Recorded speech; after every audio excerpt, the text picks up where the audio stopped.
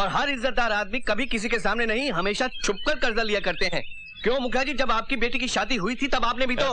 हाँ चौधरी साहब सच कह रहे हैं। पंचायती करने आया था साला। इतने भी हमारी बेइज्जती मत कीजिए चौधरी साहब। क्या करेगा, क्या करेगा तू? दिखाएगा, दिखाएगा आंख, आंख निकालूंगा साले।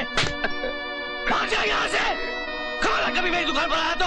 देखो साईं, अगर 2 दिन के अंदर तुमने फैक्ट्री नहीं खरीदा तो मैं किसी दूसरे को दे दूंगा। अरे तुम भी खामखा की धमकी देते रहते हो।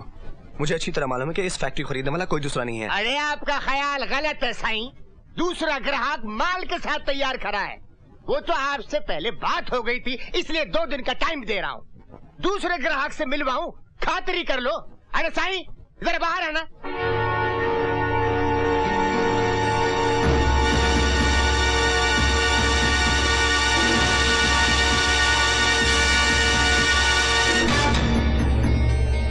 ये तो अभी पूरा पेमेंट देने को तैयार है, लेकिन मैंने आपको जबान दी है इसलिए 2 दिन दे रहा हूँ। और बिजनेस में जबान की बड़ी कीमत होती है। अरे आप दोनों एक दूसरे को हेलो भी नहीं बोला। आपको 2 दिन के अंदर पैसे मिल जाएंगे।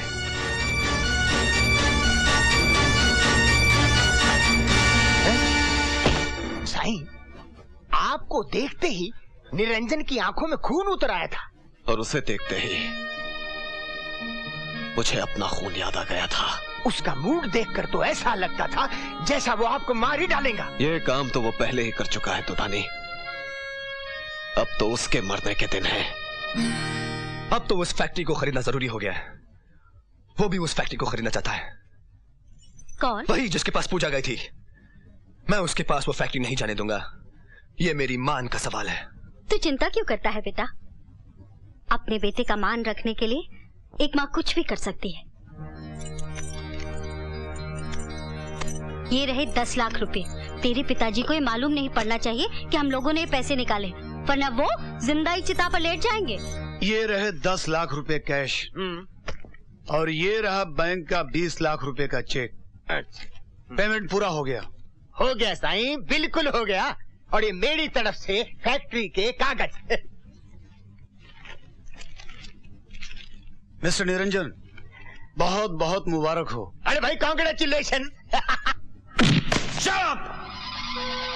आप ये बताइए कि आप यहाँ रिपोर्ट लिखवाने आए हैं या आंसू पुछवाने? अगर तो आंसू पुछवाने आए हैं तो ये लीजिए रुमाल, पूछिए आंसू और दफा हो जाइए यहाँ से। नहीं नहीं, मैं तो रिपोर्ट लिखवाने आया हूँ जी। मेरी तिजोरी से 10 लाख रुपए चोरी हो गए। मैं कंगाल हो गया हूँ जी, कंगाल। बस बस, चिंता मत करो। इतना याद रखो मियाँ, चिंता और चिता में एक चिविंदी का फर्क है। अगर आपने इनको 10 लाख रुपया दिलवा कर चिंता से छुटकारा नहीं दिलवाया तो ये चिता पर लेटकर अपनी जान दे दें। मरने की तब सोचना जब घर में पैसे हो, वरना श्राद्ध भी ठीक तरीके से नहीं होगा और आत्मा को शांति भी नहीं मिलेगी। जी आप ठीक कह रहे हैं। किसी पे शक? कौन सी मारो? ए, बीच की मारना।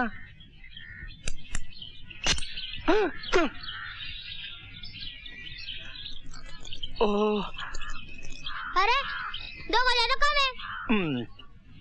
जरूर इसने ही चुराई होंगी। ए, चल फुट। चल निकाल मेरी गोलियां।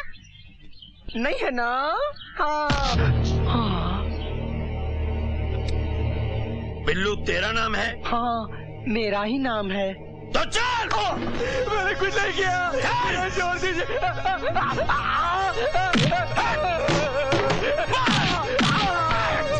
मैं शरीफ आदमी हूँ, हरामी लगता हूँ ना? हरामी लगता नहीं, हरामी हूँ, बहुत बड़ा हरामी। इसलिए तो मेरी मार खाते ही गूंगे भी ठुमरी गाने लगते हैं। चल चल जल्दी से उगल दे, चल चल।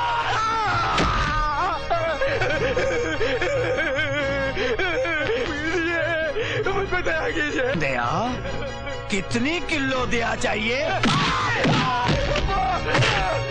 बोल बे छक्के, रुपया कहाँ है? बोल। सर, इसे मत मारिए सर। तो क्या इसका चुम्मा लूं? मेरी एक बात सुन लीजिए सर। टीवी सीरियल महाभारत तो आपने देखा होगा। भीष्म पितामह की मौत की वजह एक छक्का था। आपका नाम भी भीष्म है और ये एक छक्का। इसीलिए कहता हूँ कि प्यार से काम लीजिए। मेरे लाल, ये प्यार करने की कोई रोमांटिक जगह नहीं है। ये पुलिस स्टेशन है, पुलिस स्टेशन, समझे? आजकल बहुत टीवी देखता है। जा। और चौधरी साहब, थाने में सर ले आना जरूरी था क्या? तो अपने सर को कहाँ रखूं?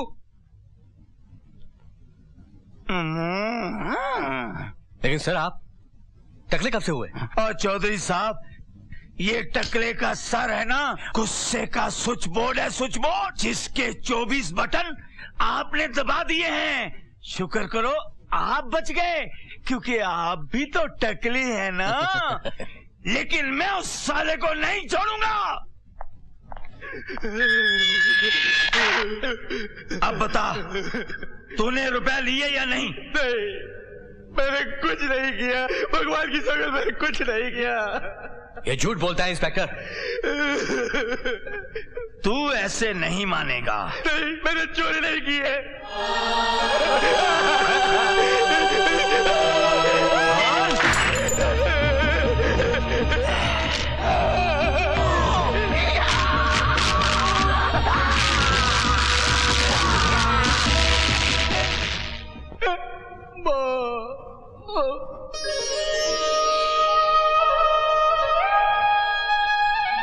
निरंजन बाबू, आप यहाँ?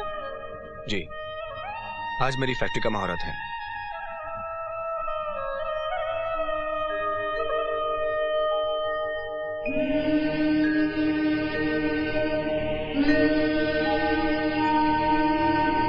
तुम यहाँ? मंदिर का द्वार पूजा के लिए खुला रहता है।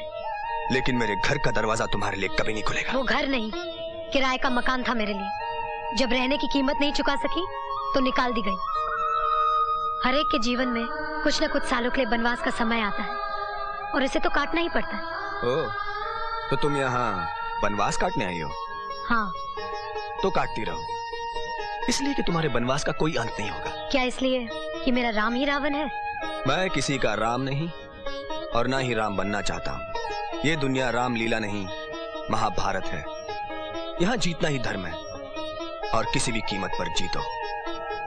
छोटे चौधरी, किसी भी कीमत पर जीतने वाले अक्सर जीतकर हार जाते हैं। लेकिन मैं कभी नहीं हारूंगा। आपकी बारात मंडप से वापस आ गई। कल्पिता की साड़ी सफेद हो गई।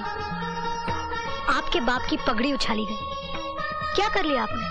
तो तुम यहाँ बनवास काटने नहीं, बदला लेने आई हो। देखता हूँ तुम बदला कैसे लेती हो। पाप का घड़ा अगर भर गया हो तो उसमें कंकर मारने की जरूरत नहीं पड़ती। वो घड़ा खुद ही फूट जाता है। छोटे चौधरी, औरत जब तक रोती है तभी तक कमजोर होती है।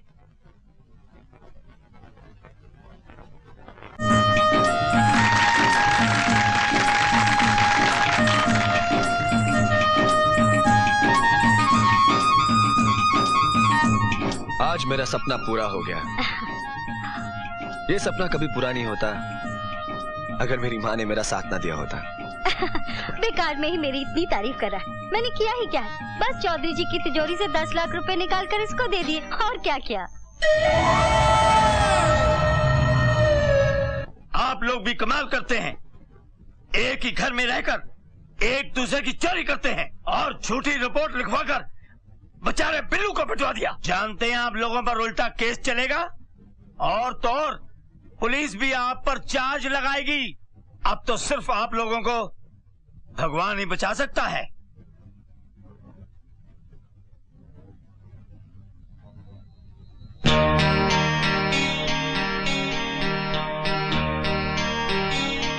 ये क्या है? आप ही ने कहा था ना कि अब सिर्फ भगवान ही बचा सकता है। हाँ, मैंने कहा था।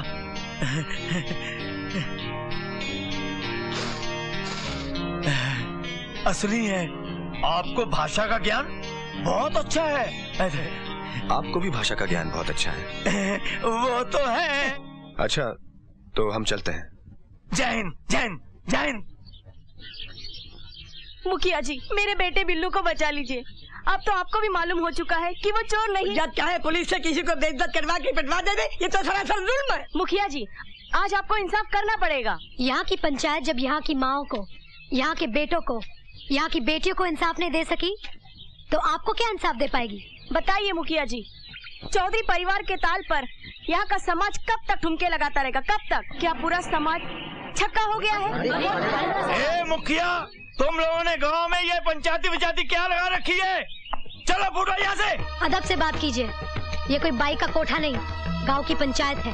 कौन हो तुम? फिलहाल सवाल सिर्फ मैं पूछूंगी, ये जानते हुए भी कि निरंजन चौधरी ने अपनी मां के साथ मिलके चौधरी जी के 10 लाख रुपए निकाले थे और उन्हीं रुपयों से फैक्ट्री खरीदी थी।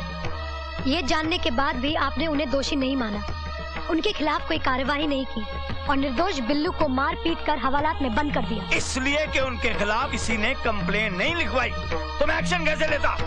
मैं लिखाती हूँ कंप्लेन, लिखिए। ऐसी कंप्लेन मैं नहीं लिखता, थाने में जाकर हवलदार को लिखवा दो। ये कंप्लेन तो आप ही को लिखनी पड़ेगी, और अभी। तुम कोई जिला मजिस्ट्रेट नहीं हो जो मैं तुम्हारा हुक्म मानूं। अब तो हवलदार हमारी कंप्लेन नहीं लिखेगा। तब तो मुझे ही मजबूर होकर लिखना पड़ेगा।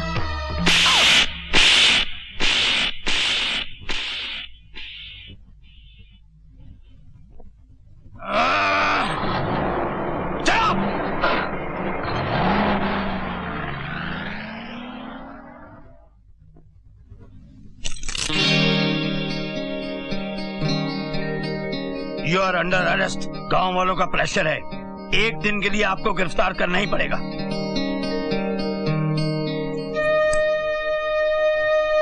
कैसी लगी नई ससुराल?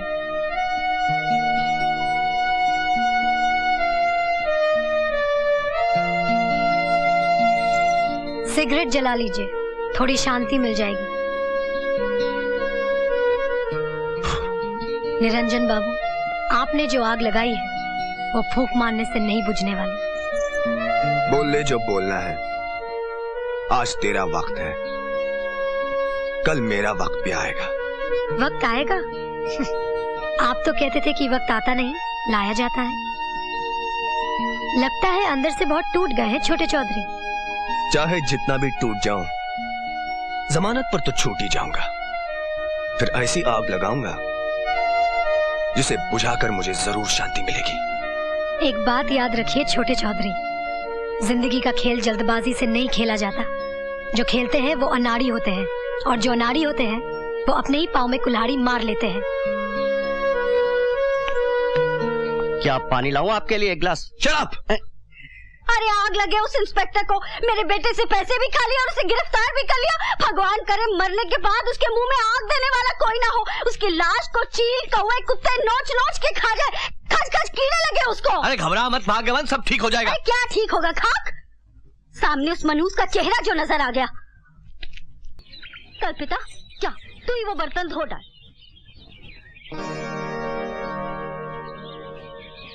अरे रे नहीं नहीं नहीं नहीं नहीं नहीं, अरे ले चुप हो जा, चुप हो जा। देखो रमा, सुबह से बहुत रो रहा है, पता नहीं क्या बात है। अच्छा अच्छा अच्छा, चुप हो जा, चुप हो जा, चुप हो जा। कल्पिता, अरे कल्पिता,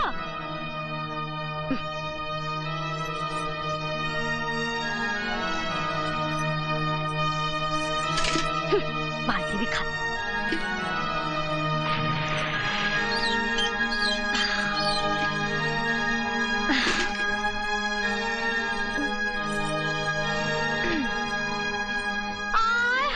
चौधराइन, ये उम्र में अकेले ही बर्तन धोने बैठ गई।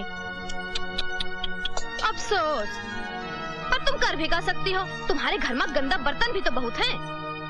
एक बात कहते हैं चौधराइन, वैसे अपना काम खुद ही कर लेना चाहिए। अपना काम करने से क्या होवत है, सेहत भी अच्छी रहती है और रात को नींद भी बड़ी बढ़िया आती है ना चौधराइन?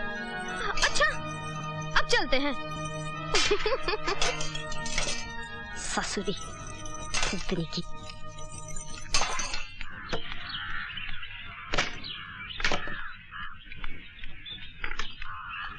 पिताजी। बोल। पिताजी, मैं ससुराल जाना चाहती हूँ। अकल देर से आई, जा। जल्दी जा। पर खाली हाथ कैसे जाऊं? अरे भीख मांगती जा। क्या मतलब? मतलब ये कि माँ बेटी ने मिलकर मुझे कंगाल बना दिया है। अब तुझे कहां से दूं? सुबह से चौधरी ने कुछ खाने के लिए भी नहीं भेजा है। हाँ।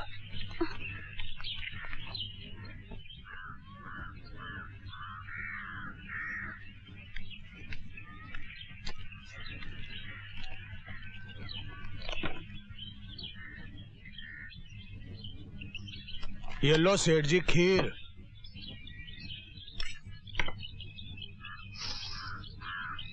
खुशबू तो अच्छी है। बहुत अच्छी है। ये ले। लो पिताजी।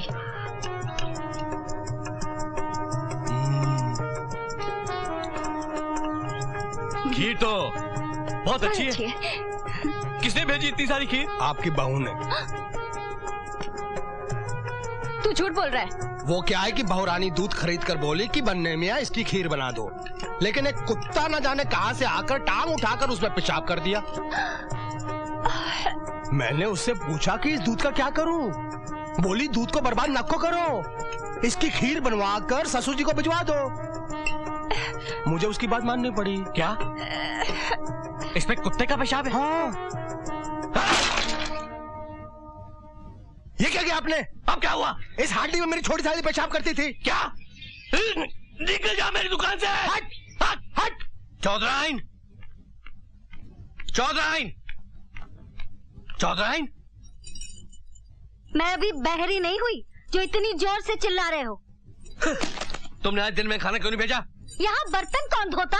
तो माँ बेटे की वजह से तो यह हाल हुआ है कि आज गांव का एक आदमी भी हमें पानी तक देने को तैयार नहीं है। अब भोगो। बेटा, मेरे लाल।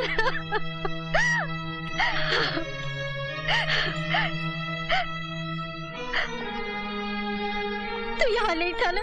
क्या बताऊं, ये पूजा ने गांव वालों के साथ मिलकर हमें कितना सताया। चुप रहो। नहीं, मैं चुप नहीं रहूंगी। मैं तुम्हारी तरह थोड़ी हूँ कि कुत्ते के पेशाब वाला खीर मजे से खा गए और चुप रह गए। और ये कौन से तीर्थ यात्रा से आया है? जेल से आ रहा है। अरे तो इसमें मेरे बेटे का क्या दोष है? जो भी हुआ सब इसी के कर्मों का फल है। बाबूजी, दूसरे की बहन पर ना तो जुल्म करता और ना भगवान तेरी बहन को विधवा बनाता। बाबूजी, तूने एक बाप होकर बच्चे को पेट के अंदर ही मार दिया था। ये उसी पाप का फल है कि तेरे सामने तेरी बहन का बच्चा जिंदगी भर अपने बाप के लिए तड़पेगा। बाबूजी।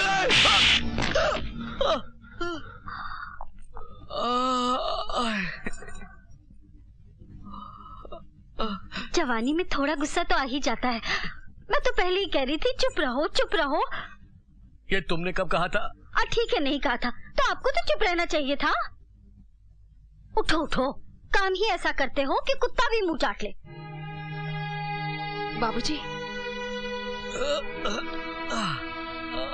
बाप के साथ बड़ी हमदर्दी जता रही है। दिन में जब खाना पकाने और बर्तन धोने के लिए मैं तुझे ढूंढ रही थी, उस वक्त कहाँ गई थी मटर गश्ती करने? माँ, मैं मुन्ने को दूध पिला रही थी।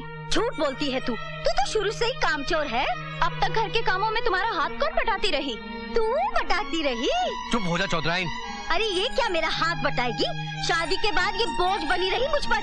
यहाँ पड़ी पड़ी खटमल की तरह खून चूसती रहती है और क्या करती है? माँ, तुम ये भूल गई कि मेरे पति ने इस घर के लिए अपनी बलि चढ़ा दी है। अरे उस एहसान के बदले तुम लोगों को उनकी तस्वीर पर रोज माला चढ़ानी चाहिए। माला डालनी चाहिए। एक नंबर का चरसी और बदमाश था वो।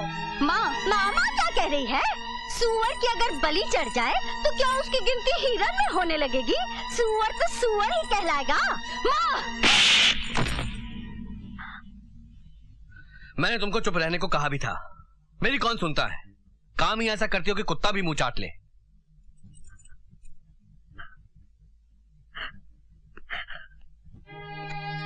उठो, रो मत चौधराइन। कुत्ते आपस में रोटी के लिए झगड़ा करते हैं। आदमी तब झगड़ा करता है जब वो हार जाता है, लेकिन मैंने अभी हार नहीं मानी। मैं अपनी हारी हुई बाजी को जीत कर दिखला दूंगा चौधराइन। हाँ, गलतियां तो इंसान से हो ही जाती हैं। मेरे परिवार वालों से भी गलतियां हुई हैं, सो उनकी तरफ से मैं माफी मांगता हूँ। माफी मांगने से क्या होगा? बिल्लू तो अभी तक जेल में है। वो आज रिहा हो जाएगा मैंने अपना केस वापस ले लिया है। ये आपने बहुत अच्छा किया चौधरी साहब। हर साल की तरह इस साल भी दुर्गा पूजा धूमधाम से मनाएंगे।